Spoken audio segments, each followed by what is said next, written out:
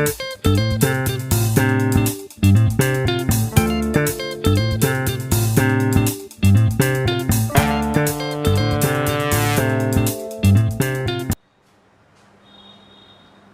students, welcome back to your favorite YouTube channel IIT Zone Tutorial, and today I am going to discuss the kinematics 2, that is the projectile motion based from class 11. So today I will start with the basic, and gradually in this topic, after understanding the basic part, we will go to the numerical portion.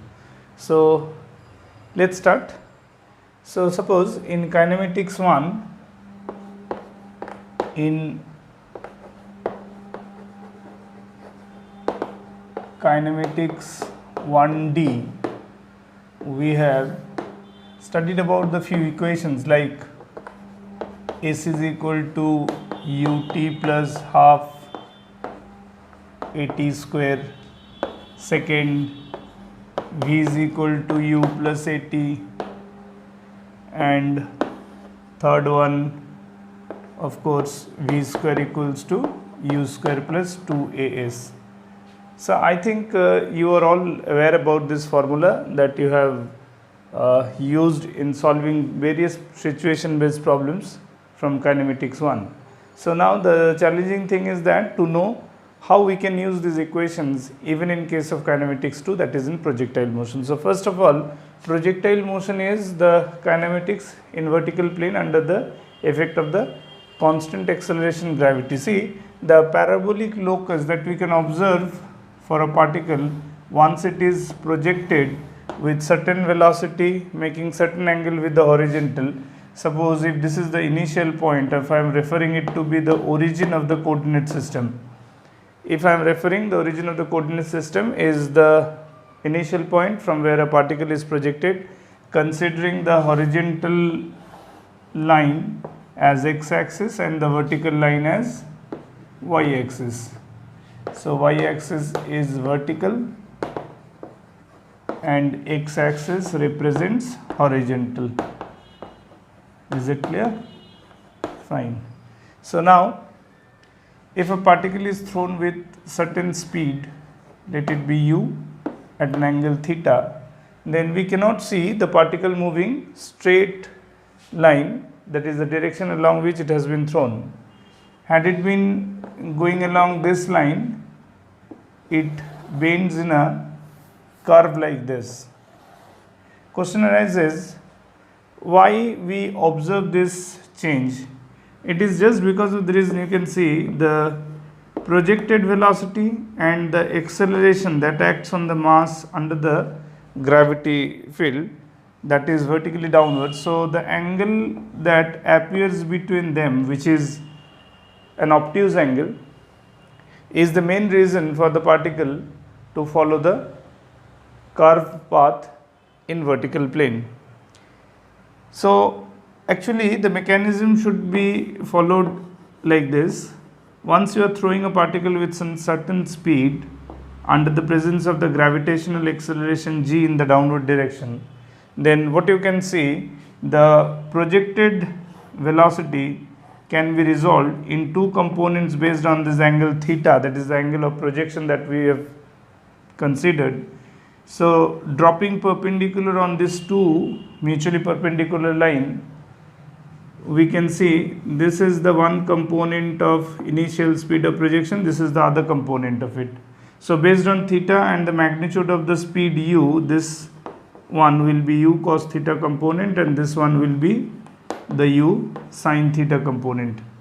Here we can see the u cos theta component in the horizontal direction that remains constant because no acceleration acting along the horizontal in order to influence the initial horizontal speed of projection. But so far as this initial vertical component is concerned, it can definitely be affected by the presence of the gravitational acceleration g, and that is the reason why the vertical velocity component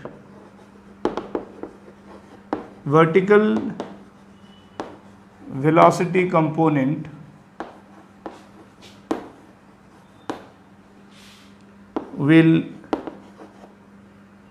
change its magnitude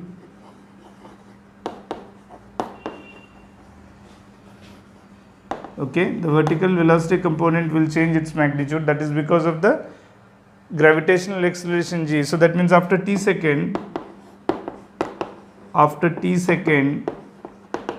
we can say the vertical velocity y is equal to initial vertical, as because I have taken the y axis as the vertical component. So that's why Vy, that is after t second, is equal to Uy, that is initial vertical velocity, minus Gt. So that means u sine theta minus Gt. So obviously this u sine theta minus Gt is less than u sine theta as compared to the initial velocity.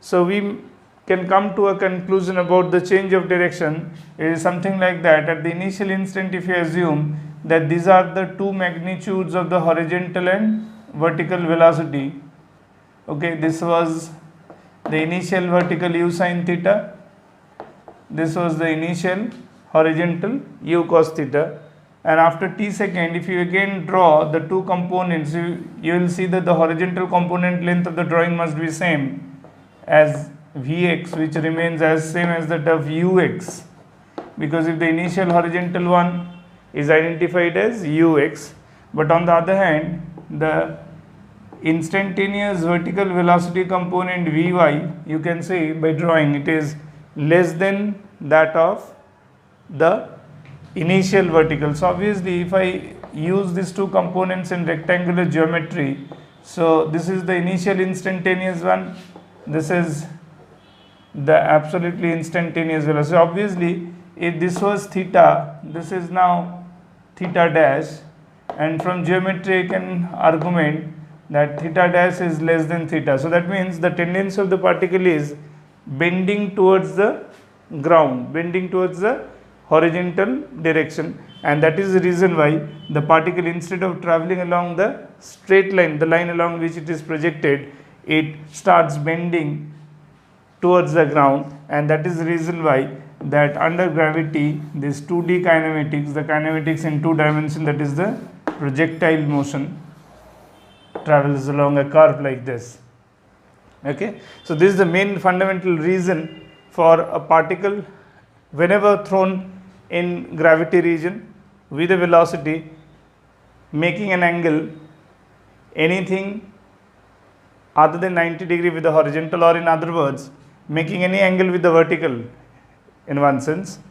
If it makes 0 degree angle with the vertical while you are projecting any particle, if you are projecting any particle from anywhere on the horizontal surface, if you project it absolutely vertical, then it won't go into the projectile motion, it will move straight vertically upward and then come back along the vertically downward direction. But whenever you throw it making any angle with the vertical on either side of it, so particle will follow the projectile motion because of this mechanism. Okay, thank you.